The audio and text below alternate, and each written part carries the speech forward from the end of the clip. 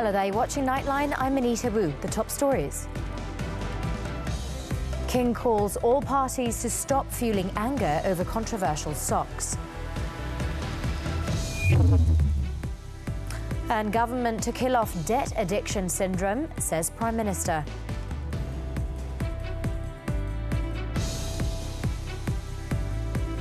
Our headlining story. Yang di-Pertuan Agong Sultan Ibrahim has urged all parties to stop taking advantage of the controversy involving the sale of socks bearing the word Allah. The king said the matter should be left to the authorities, adding that persistent anger brings no benefit. In his social media post on Wednesday, Sultan Ibrahim said he has instructed that action be taken in accordance with the law. Hence, he said there is no need for any party to continue fueling anger. Sultan Ibrahim added that action taken by the authorities was not just to punish guilty parties behind the issue, but to remind everyone of the need to protect the sensitivities of all Malaysians. The king called for every Malaysian to learn from the issue and work towards bolstering national unity. All parties, he said, especially community leaders, must act with maturity, adding that the people should be guided towards unity and not division. Sultan Ibrahim stated that it was an opportunity to gain a better understanding of each other in our diverse society so that such incidents do not reoccur. All parties should stand down on matters involving race, religion and royalty, or 3R. This message came from the Federal Police on Wednesday. CID Chief Datuk Seri Muhammad Shohaili Muhammad Zain said all parties, be it individuals or groups, should refrain from escalating 3R matters as it would jeopardise the country's safety. Now kita mempertekadkan lagi maklumat risikan sama ada tidak usaha-usaha yang ingin memburukkan lagi keadaan. Ya, itu maklumat risikan. Dan saya ingin mengambillah peluang ini untuk menasihati semua to stand down. Do not orang panggil apa escalatekan dia lagi. Enough is enough. He said this at a media conference at Bukit Aman when commenting on the recent rise of 3R cases following the socks controversy involving KK Supermart. The CID chief said if there was a police report on 3R issues, police would open an investigation irrespective of race, religion or background. He reminded the public to let the justice system work. In acts of vigilantism in connection with the KK Supermart controversy, he said no one should take the law into their own hands. Asked about threats to burn down a sock supplier factory in Batu Pahat, Muhammad Shohaili said police have started an investigation into the matter. Prime Minister Datuk Seri Anwar Ibrahim said fiscal reforms such as weaning the nation off its addiction to debt are needed to lure investors to the country. According to him, the government will put a stop to the debt addiction syndrome in order to restore foreign investors' confidence. In his social media post on Wednesday, Anwar said the reforms would ensure that the economy remains on a sustainable and solid track. He added, as Malaysia's path towards becoming a high-income economy is based on humane values, reforms will be focused on targeted subsidies and revenue-based expansion. Anwar also said that reforms, while inconvenient for everyone, are necessary to rejuvenate the national economy. Given the tax revenue to gross domestic product ratio of only 11.8%, he said the government has limited space to invest in people development and provide the appropriate assistance to vulnerable and needy groups. On Tuesday, the Prime Minister chaired a Fiscal Policy Committee meeting which agreed to strengthen the Debt Management Office and streamline the role of the Finance Ministry's Investor Relations Office, which serves market investors. The Companies Amendment Act 2024, which will come into force on April 1st, will improve beneficial ownership reporting and enhance the corporate sector's transparency. According to Domestic Trade and Cost of Living Minister Dato' Armizan Muhammad Ali, the Act's 31 clauses, comprising 4 policy clusters, would strengthen the framework of beneficial ownership reporting, among others. In a statement, Armizan said the new legal provisions oblige every company to identify their beneficial owner or the individual who controls the company via ownership of 20% or more of shares with the ability to influence the board of directors' decisions. The minister said Malaysia's efforts to deal with money laundering, terrorist financing, corruption and tax evasion activities were being assessed starting this year by various international bodies such as the Financial Action Task Force and the Organisation for Economic Cooperation and Development. He added that it is hoped that the nation's corporate community is prepared to comply with all the provisions of the Companies Amendment Act 2024. The act was first approved in the Dewan Rakyat on November 28 last year and in the Dewan Negara on December 13th, receiving royal assent on January 24th this year and gazetted as the Companies Amendment Act 2024 on February 2nd. Though the Act will come into force on April 1st, Sections 4, 14, 26 and 28 will come into force on a date to be announced later. Companies Commission of Malaysia Chairman Ahmad Sabki Yusof said last year that the bill also aimed to prevent companies from being wound up so that they could stay afloat and remain in business. Malaysia has requested for an additional 500,000 tonnes of white rice from India. Agriculture and Food Security Minister Datuk Seri Muhammad Sabu said the official application would be made through diplomatic channels to India soon. He said this in a statement issued after India's Foreign Minister S. Jaishankar paid a courtesy call on Prime Minister Datuk Seri Anwar Ibrahim. The minister said in the meeting he took the opportunity to record Malaysia's deepest appreciation for the special export allocation of 170,000 tonnes of white rice to Malaysia by the Government of India. It was earlier reported that the Indian government had approved the export of 170,000 tonnes of white non-basmati rice to Malaysia as a sign of friendship. Muhammad, who also attended the meeting, said Malaysia had also submitted an official request to India earlier this year to obtain a special export allocation of 100,000 tonnes of onions through a government-to-government arrangement. He said Malaysia appreciated the cordial bilateral relations with India in the fields of agriculture and food security. Muhammad said the value of trade in the agricultural sector between Malaysia and India from January to November 2023 was worth 19.42 billion ringgit. Jaishankar is on a 2-day working visit to Malaysia starting Wednesday. How do general takaful and insurance companies thrive amidst economic challenges with innovations and strategic market expansions? What initiatives can be undertaken to stay ahead in a dynamic environment and to adapt to changing consumer needs? We speak with Takaful Malaysia Arm's Chief Executive Officer Muhammad Sabri Ramli this Saturday at 5 p.m. on TV3 and stream on Tonton.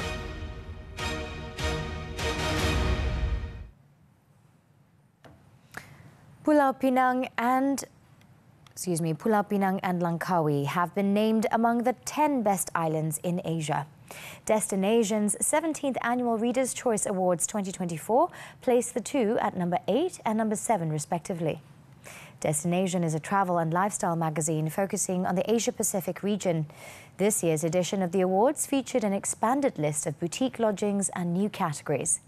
More than 230 properties were included, as well as cities, islands, cruise lines, as well as airlines.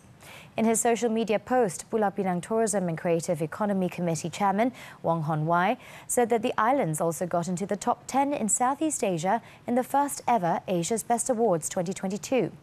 The list was published by Travel and Leisure, a resource for hotels, flight sales, city guides and travel tips.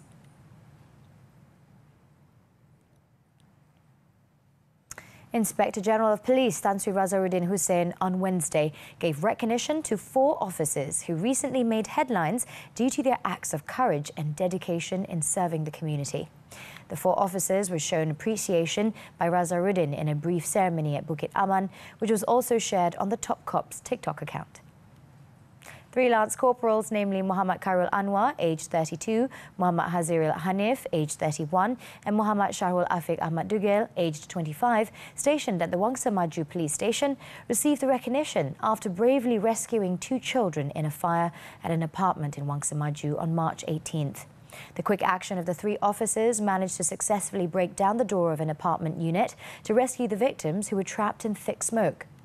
Meanwhile, supporting Corporal 32-year-old Muhammad Nur Shahrul, who serves in the Patrol Car Branch Unit, Crime Prevention and Community Safety Division, Petaling Jaya District Police Headquarters, is known for his generosity and humanity in helping the public. A video uploaded while carrying out crime prevention patrols received encouraging response from social media users, especially on TikTok.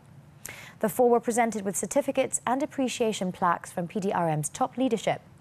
During the meeting, Baswedan also took the opportunity to impart some words of advice to his officers to continue providing the best possible service for the benefit of the community, country and religion.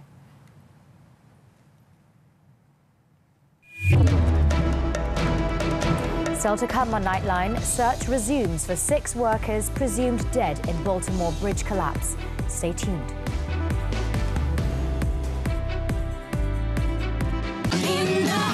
Sayang,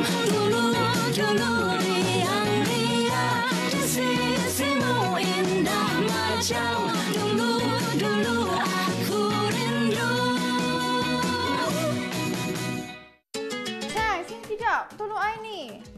Sayang, tolonglah I ni. Siang ketam. Apa jerit-jerit ni? Tiup ni. Tak apa, biar siang, okey?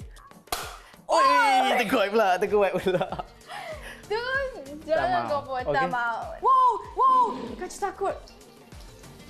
Sayang, kenapa you potong part? Kan kita masak untuk family I. Lagipun family I ni ramai.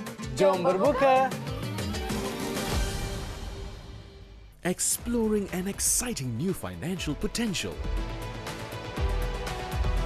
Your key insights into finance. Money Matters every Saturday 5 p.m. only on TV3 and stream now on Tonton.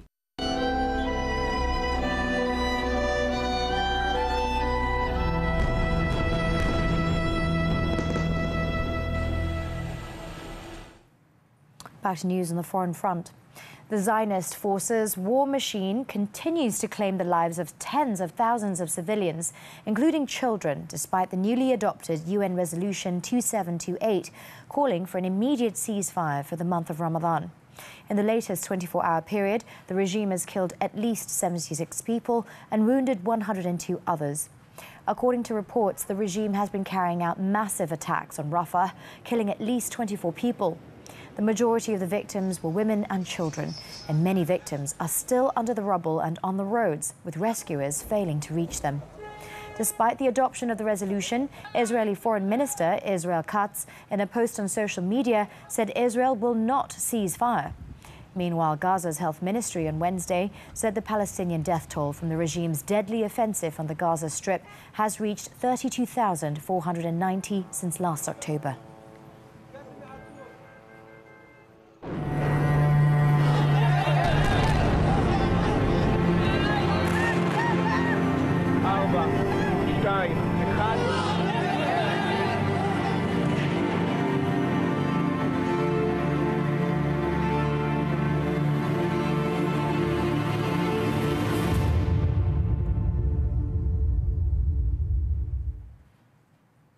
Indonesia's losing presidential candidate, Anies Baswedan, on Wednesday laid out their court challenge to last month's election, accusing the state of interference and urging a poll rerun and disqualification of the winner, Prabowo Subianto.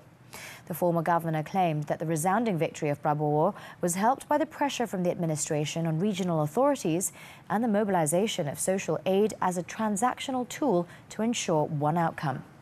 Anies told the Constitutional Court that after 2 decades of direct elections, Indonesia was at risk of sliding into its authoritarian past, warning it could set a bad precedent.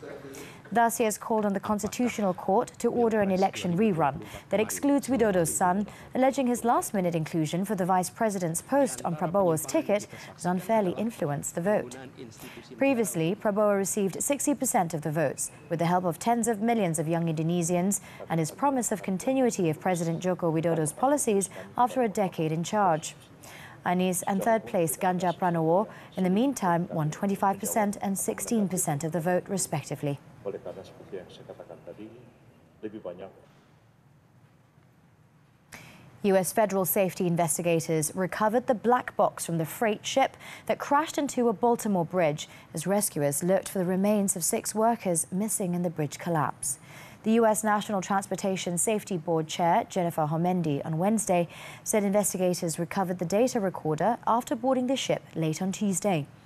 She added that collection of data from the ship will provide investigators with a timeline of what happened as soon as Wednesday. Meanwhile, according to the Mexican consulate in Washington, the 6 presumed to have perished included immigrants from Mexico, Guatemala and El Salvador. Rescuers had earlier managed to pull 2 construction workers from the waters alive on Tuesday. Officials said the 8 were part of a work crew repairing potholes on the road surface when the Singapore-flagged container vessel Dali, leaving Baltimore bound for Sri Lanka, ploughed into a support pylon.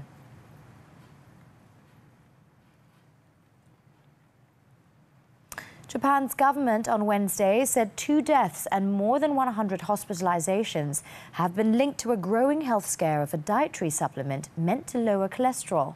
Authorities are now investigating after the over-the-counter tablets were recalled by Japanese drug maker Kobayashi Pharmaceutical following kidney complaints from customers. The Osaka-based company has recalled 3 supplement brands which contain an ingredient called red yeast rice or benikoji. This after analysis had found a possibility that the products contained ingredients they had not intended to include. Previously, the company reported one of the deaths, saying the person had one of the persons had regularly bought benikoji for nearly 3 years and had died of kidney disease, while the second death was reported to the Health, Labour and Welfare Ministry after a hearing with the company.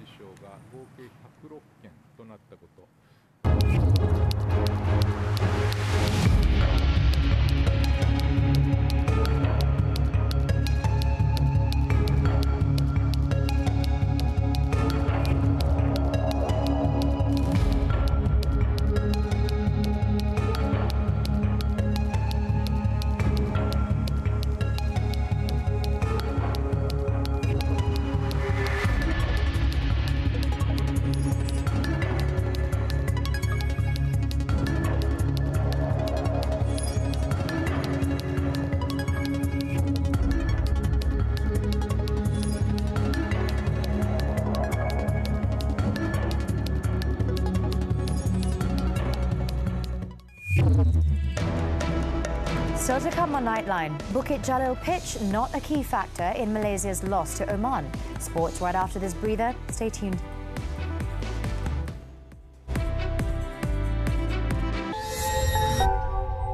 Kau ni dah kenapa pergi gembat kepala di bawah atas sini? Macam tak biasa dengan cara aku. Tapi kau bawa pergi rumah Mbah. Mereka takkan berlain. Maksud Mbah nak benda ni viral. Kenapa kau tak bunuh je diorang? Mati hukuman yang terlalu mudah. Mbah nak aku buat diorang rasa tersiksa.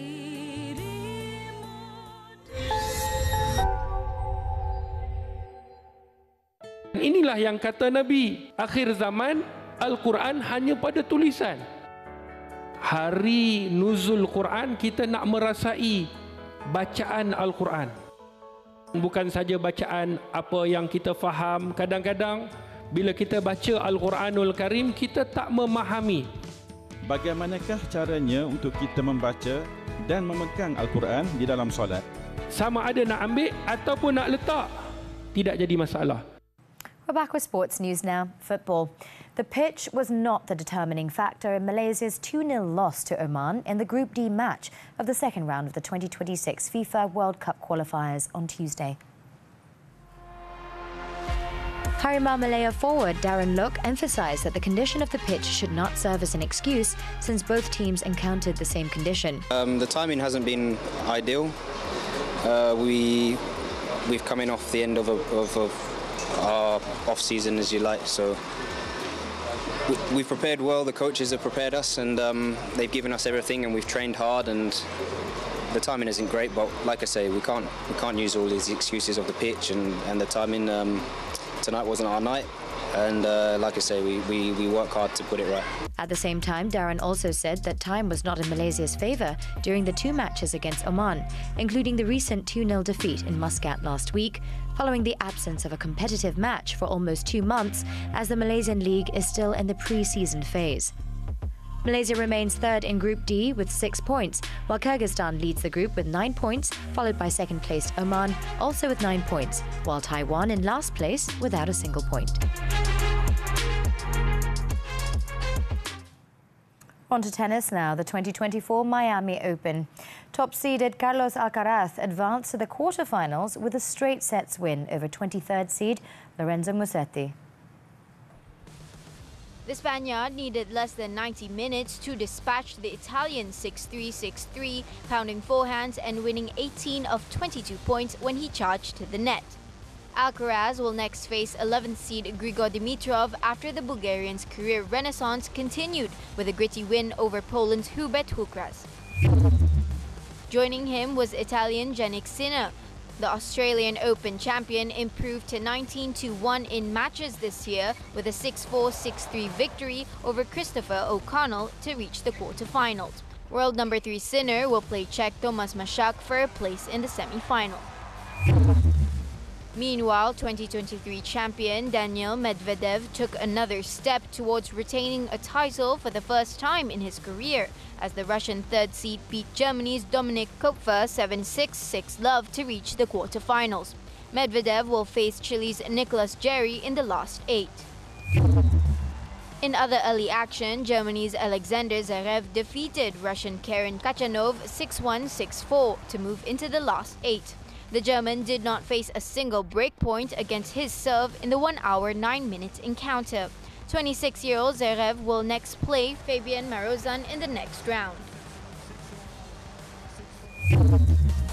In the women's category, 2023 finalist and number 4 seed Elena Rybakina booked a return trip to the semi-finals with a 7-5, 6-7, 6-4 win over number 8 seed Maria Sakkari in the quarterfinals. Rybakina, who will meet Victoria Azarenka for a place in the final, needed nearly 3 hours to beat Sakkari. Earlier, two-time Grand Slam champion Azarenka defeated Yulia Putintseva 7-6, 1-6, 6-3 to make the semi-finals. It was the second time that Azarenka has made it to the semi-finals this season after going that far just once in 2023.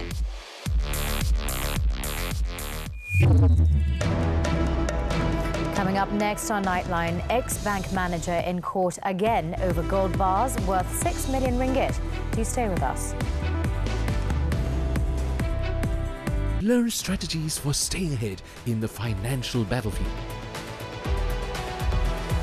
Your key insights into finance, money matters every Saturday 5 p.m. only on TV3 and stream now on Tonton. Dah tua-tua macam ni kan, buat kerja sikit dah penat dah. Baik makcik rehat sambil tengok program Ramadan Sabtu ni di TV3. Lagi syok. Hai, nak berbuka kat mana hari ni Hai, Assalamualaikum. Kita kembali lagi dalam jalan-jalan cari makan Ramadan. Anda tak payah nak pening-pening kepala, nak kena cari mana pot best nak berbuka puasa. Anda tinggal listkan dan pergi saja lokasi-lokasi yang Nadia dah pergi. Pelbagai makanan ataupun menu di bulan Ramadan ini. Jangan lupa saksikan jalan-jalan cari makan Ramadan setiap Ahad 11.30 pagi hanya di TV3 dan stream juga melalui Tonton. Welcome back. Still on Nightline. Police are investigating a case of a man being cheated in a real estate deal, allegedly by a lawyer with a Datuk title. Bukit Aman Commercial Crime Investigation Department Director Datuk Sri Ramli Muhammad Yusof said the department received a report on March 16th. The land was sold for 1.4 million ringgit and the victim received 381,110 ringgit. Based on the agreement, the suspect was supposed to manage the proceeds from the sale to settle matters with the Inland Revenue Board and hand over the balance of the victim. However, until now, the suspect had failed to do so. Police are investigating the case under the Penal Code for criminal breach of trust involving property. He also urged victims of the scheme to come forward as soon as possible.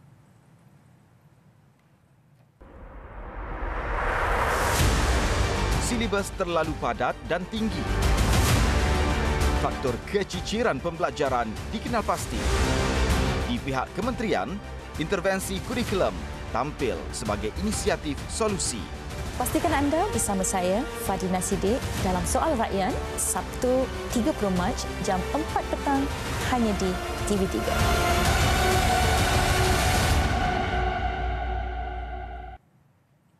A former customer relations manager of an international bank was charged in the Kuala Lumpur Sessions Court on Wednesday with 80 counts of breach of trust, misappropriation of property, forgery of documents and cheating involving 155 gold bars worth over 6 million ringgit belonging to customers. Muhammad Saibul Rijal Muhammad Saad, 46, was charged before Judge Azrul Darus for committing the crimes between years 2020 and 2021. For 26 counts of cheating, he was accused of deceiving several bank officials by inducing them to believe that some customers intended to withdraw and buy 155 gold bars. All the offences were committed at a bank branch in Bangsa between July 14, 2020 to August 27, 2021. He is charged under the Penal Code, which carries up to 10 years in jail and whipping, and can also be fined if found guilty. For 46 counts of document forgery, Saibul Rijal is accused of using genuine documents at the same bank between October 15, 2019 and January 13, 2021. He is charged under the Penal Code, which carries a maximum jail term of 2 years or a fine or both upon conviction. The court set bail at 465,000 ringgit and fixed April 26 for re-mention of the case. Over in Pulau Pinang, a businessman was charged in 2 separate courts in Butterworth on Wednesday with 5 counts of illegal deposit taking and cheating amounting to 1.295 million ringgit. RG Chandrasegaran Ganesan, 57, claimed trial to all the 5 charges which were read to him by the court interpreters before Sessions Court Judge Nur Aini Yusof and Magistrate Siti Zulaika Nordin Alias Ghani. In the Sessions Court, Chandrasegaran was charged with 1 count of receiving deposits in 2017, totalling 822,000 ringgit from one M. Sevanasparan, 53, without a valid licence under the Financial Services Act 2013. If convicted, the accused may face a fine of not more than 50 million ringgit or imprisonment for up to 10 years or both upon conviction. Nur Aini set bail at 35,000 ringgit with 1 surety. Meanwhile, at the Magistrates Court, Chandrasegaran claimed trial to 4 counts of cheating in 2018, totalling 475,000 ringgit.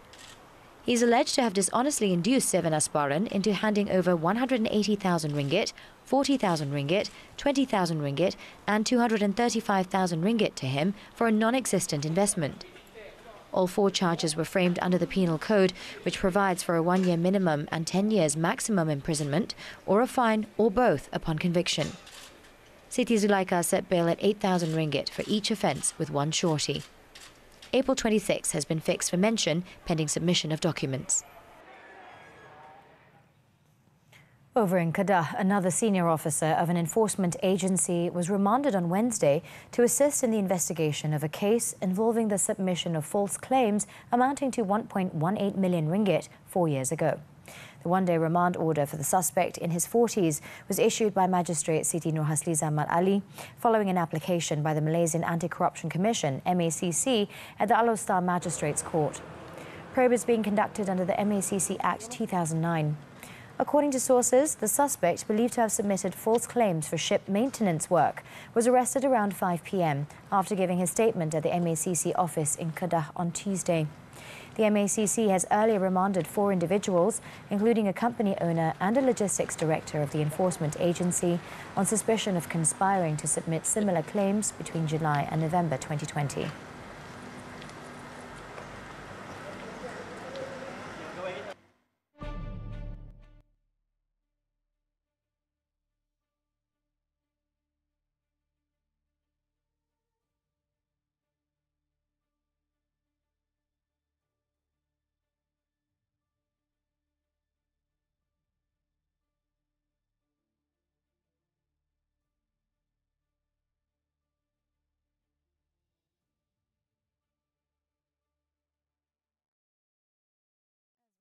Nightline. This time around, we take a look as more than 3,000 migrant workers gathered for a free iftar meal organised by the Model Service Society, or MSS, on Tuesday.